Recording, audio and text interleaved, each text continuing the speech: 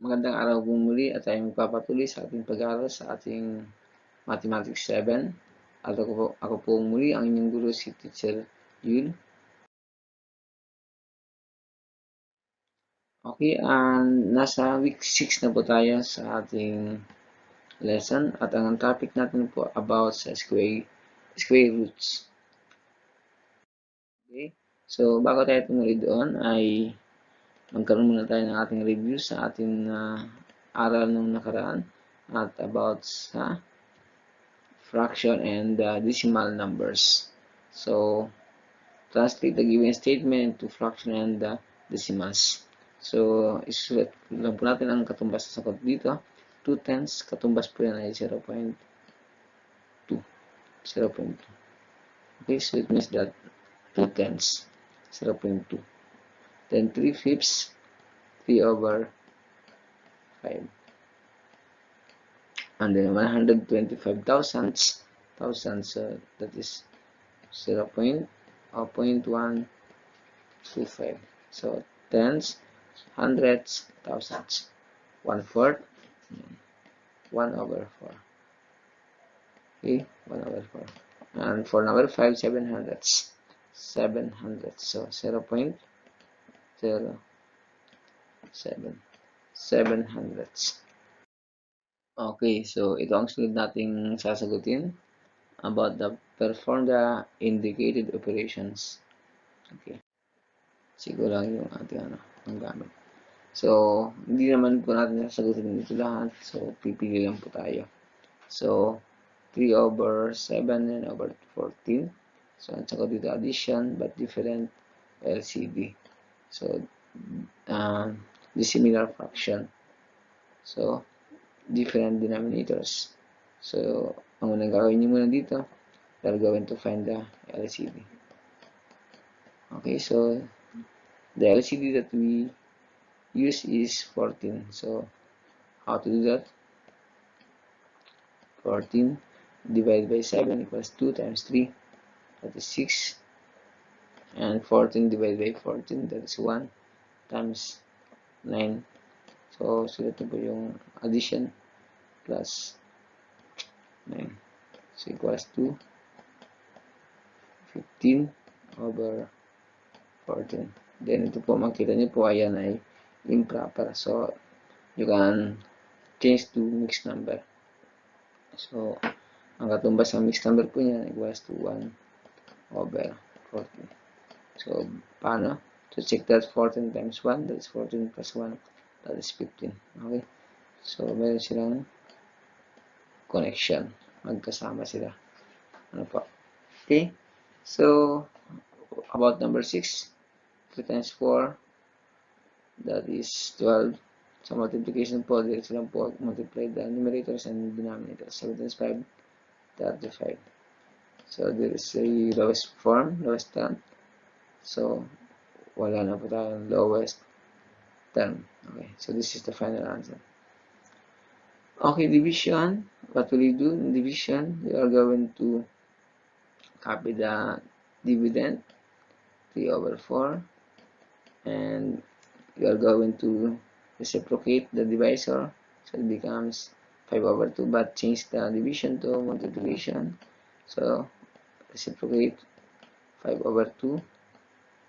Okay, then continue to multiplication rule.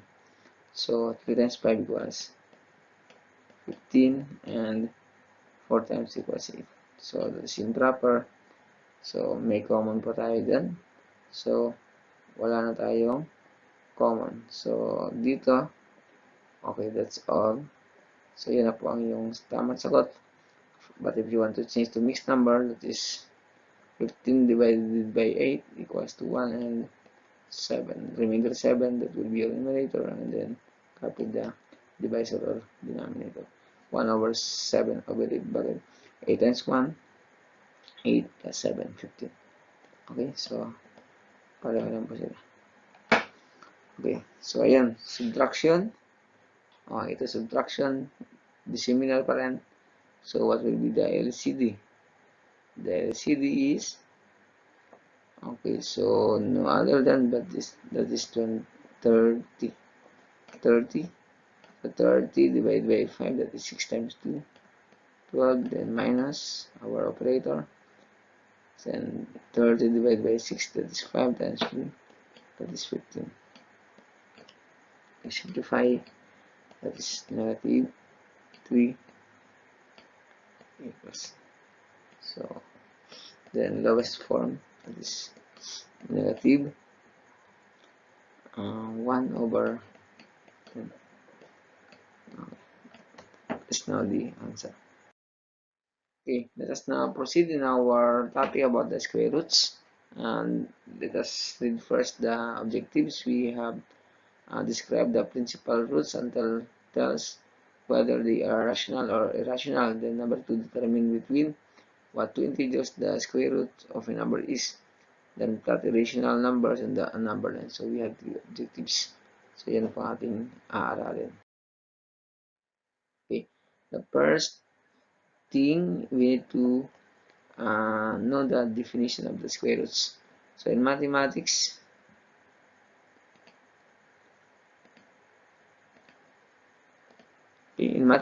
the square root of a number x is a number y such that y squared equals x. So in other words, a number y whose square is x. For example, 4 and negative 4 are square roots of 16 because 4 squared equals 16. Okay, so never mind this. Okay, square root of a number is a number when multiplied with itself will give you the original number. For example, the square root of 9 are 3 and negative 3 because when 3 and negative 3 are multiplied to themselves, they are equal to 9. Okay, if the square root of a number is non-terminating, non-repeating decimal, that is a irrational. Okay, so we already discussed about the rational.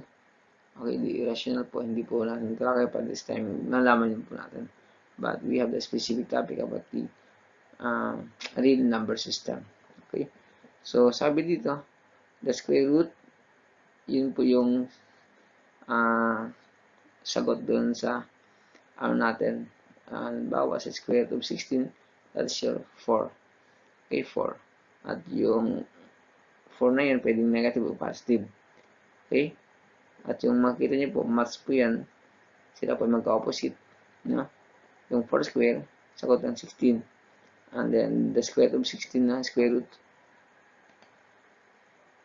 How to write the square root? Okay. Square root of 16. So, katumbas yan ay pwedeng positive 4 and negative. Okay? So, ganun po yan. Okay? At mapapansin nyo rin, siya ay katumbas ng 4 square. So, kasi yan ay 16. 16 po katumbas na. So, yun ang ibig sabihin yan at ipinapalam sa atin. At the same time, yung ating sample number dito na square root of 9. So, pwedeng negative 3, pwedeng positive 3. Okay? Then, every positive number has two square roots. One is positive and the other is negative. Okay, sinabi na po natin kanina. And then, the principal square root is the positive square root of the given number or radicand. Okay, so dapat lang yung pipiliin palagi kapag ang sagot natin sa square root is the positive number, which is the principal number. The principal root is rational if the radicand is a perfect square. Okay, perfect. If not, then the principal square root is irrational. Okay, so pag hindi perfect siya, irrational. Okay, 0 has only one square root, which is 0. In addition, negative numbers do not have any square roots. No? The squares are called imaginary number. Okay, so hindi rin pwede ang negative numbers sa square root. Okay, so the parts of the square roots, dapat malaman natin ito na ayan, we have the radical symbol. Ayan, tawag po dyan radical symbol. Okay, and then we have the index So, ang tawag po dyan ay sa root, no, root index. Yan, radical yung number na nasa loob ng radical symbol. Okay, so it's about the parts of radical. So, ito po, dapat may, ang tawag yun naman ay cube root. Kapag ito po ay square root. Okay? So, itong 2 po, hindi na po ginagamit yan. So, understood na po yun, that is, that represents the square root.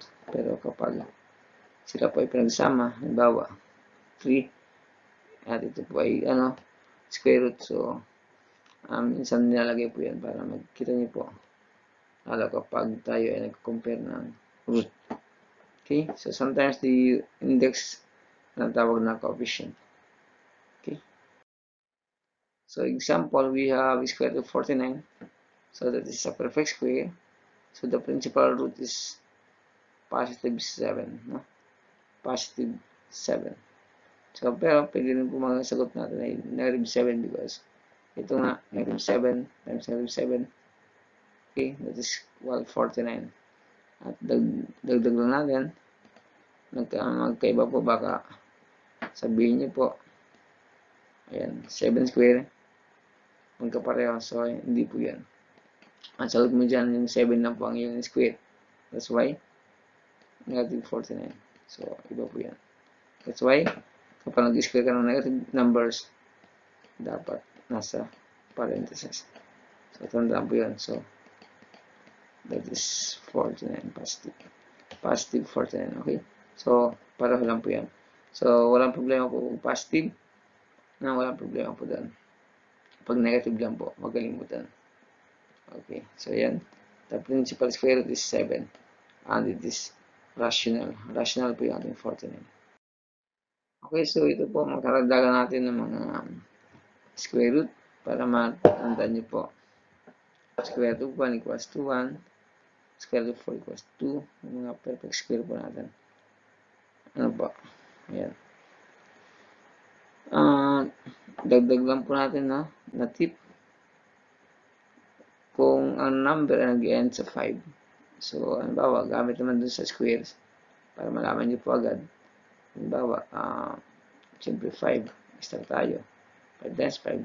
That is 5 square equals 25. Diba? Okay. The other one next is 15. 15 square equals, so yan. Pag nag-end sa 5, there is a tip. So, ang tip po natin dyan, 15 times 15. Okay, so that's po. So, 5 times 5 agad, so ito po, 25. Then, the next number of 1. Next number to 1, no? 1. Then, that is 2. Multiply that. 1 times 2, that is 225. Okay? Kahit i-check nyo po yan, yan po ang labas sa sagot, 225. So, para hindi kayo mahirapan. So, 15 square equals 2, 225. So, the next one is, ano po sunod natin? That is 25. 25 times 25, o 25 square. 25 square natin. So, alam na natin yung sagot. Mabilisan lang. So, 5 times 5, 25. And then, what is the next number to 2? That is 2 and 3. Okay? So, that is 6. 625. Okay, check natin dito kung meron tayo. So, 625. Yung 225 lang. 225. So, it means that kapag alam mo yung kabisadong ganan, 225 square of 225 equals 15 because 15 times 15 equals 225. Sabi ko nga, magka-opposite po yan ng square at square root. So, yung square root nanggaling sa square muna, then vice versa, square root balik sa square. Okay? So, mga karagdagang natin kaalaman. Ano ba? So, this time, irrational numbers never terminate nor repeat. The decimal form of an irrational number is always, okay, wala po ito na, nagka-typographic. An estimate of its value. So illustrative example number 2. So since 17 is not rational, it is irrational. So ano yung way na masasagot natin yung kanyang integers? Okay? So paano? Okay, is not a perfect square, then the principal square root is irrational. So okay, so this time ito lang muna ating maging sagot. That is not a perfect square and it is irrational. So for number 3, okay, pareho yan 16 saka 6. So it is not a rational. So the question is, saan integer siya mahanap? So ang gagawin niyo po, you are going to find ano yung perfect square, no, from then hanggang saan. So square root of 6 start from square root of 4 and ends doon sa square root of 9. So yun po mga perfect square niya. So dahil square root of 4, that is 2 and 3. So ang kanyang sagot ay mula sa 2 and 3 sa gitna nila. Okay? So yun lang kapag integers. Pero we have the other way. Ano yung pinaka close value o closer value. Okay? Your answer will be like this or pwede pong ito. So understood naman yun na we are talking about the square root. Okay, so that will be your answer. Okay, so now we have the square root of 75. Okay, so the same po ang ating question. Then, what is the integers? O anong number? Saan sa makikita? So, find first ano yung perfect na malapit sa kanya. So, start from 64, ends for 81. So, yung sagot niya po between the value of 8 and then yung kanyang integers. Okay? So, ayun. Karagdagan po yun. Ito, the square root of 34. So, saan sa mag-start? Perfect square, 25. And ends 36. So, between 5 and 6. So, this greater than 5, no? Pagbabasa niyo po greater than to 5, but less than to 6. At this time, makita niyo po, meron siyang nearest tens. So, ibig sabihin, closer value. So, how to do that? You will start from the from 5, then sa mababa, hindi ka pwede sa taas. Okay? Sa 6. So, start from 5, then using the nearest tens. Nearest tens, ibig sabihin malapit sa 5.8 and maging 34 na pa siya. It means that if you're going to square that, okay, you will get the value of 34. Now, 5.8 times 5.8, so that's 64. No? Then, okay, so the product will be closer to 34 of this 5.8 square. Okay, that's how to get the answer by using the estimating the value of the irrational numbers. So for number 5, estimate, ito na po, nearest hundreds. So ayan, yung sabi ko, get first the perfect square, square root of 10. So what will be the, saan siya mag-start na perfect square? So start from square root of 4. Sinit. So you will start from square root of 4.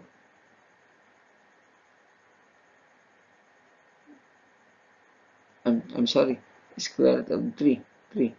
Square root of 3, that's for square root of 9 rather, no? So from square root of 9, that is 9 and 10 and then 16. So yung value po yan, less than, greater than to 9, no? That is 3. Okay. Then 10 but less than 2, 4. So start from 4, then your value is 3 point, that is nearest hundreds. That's why it must lie between 3.1 and 3.2. So it means that nearest tens, okay, so that is 10.24, 3.2. Okay, so 10.24. So mataas na siya, no? So, ibig sabihin, start from 3.1 to 3.2. Okay, so dapat niya distance. So, it means that may kasama pa yan. Kung wala, 3.0. Yan, kung ano, yan, nearest distance. So, continue the estimation to the hundredths place. Okay. So, ito, 10 is closer to 9.9856. So, ibig sabihin ito po yung sa 3.16. Okay. So, 3.16. Ayan. That is the nearest hundredths. Okay. So, yun kung paano magkuha ng sagot ng irrational square roots. Okay. For number 6, estimate the square root of 45. The principal root 45 is between 6 and 7. Okay. 6 and 7 nearest hundredths. The same pa rin. So, get first the perfect square that is start from 6, that is square root of 36, and 7, 49. So, in between of 6. Okay. So, laging tatandaan nyo po yung pag-estimate. No? Sulat nyo po yung ganun para hindi mahirap. Okay, so yun na po sa sagot. Then, you are going to find out the nearest hundredths. So, start from 6. So, mag-compute ka. So, the answer is 45.02.41.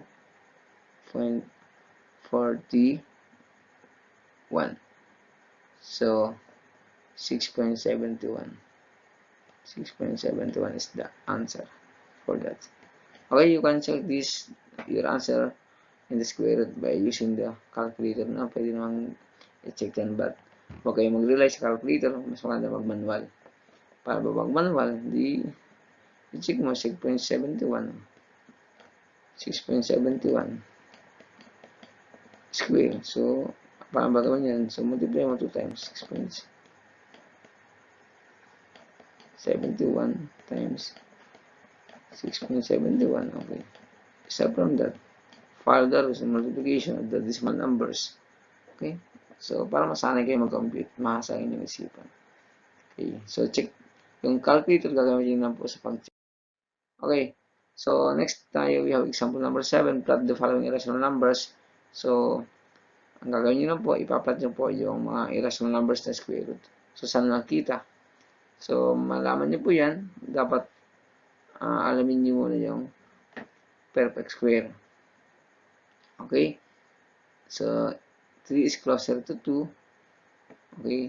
23 is closer to 5. 48 is closer to 7. So, ika ngayon, hanapin nyo muna yung perfect square. So, 23 start from 4 and ends to 5. So, in between. So, hanapin nyo po. Malapit yung 23 is closer to 5. Ayan. So, get the decimal number. So, square root of 3 equals to 1.73, 4.80, 693. So, madali itong hanapin gamit ang calculator, but mas maganda gawin yung tinuturo natin na manual estimating the irrational number o the square root. Okay? So, ito po yung number line. So, ayun. Huwag kalimutan na yung number line po ay ating naaralan last time. Okay? So, ayun. Tapos na po ang ating lesson about the square roots. So, we studied about the principal root, then yung number line, then estimating the square roots, rational square roots. Okay? Yeah. Thank you for watching again, and God bless.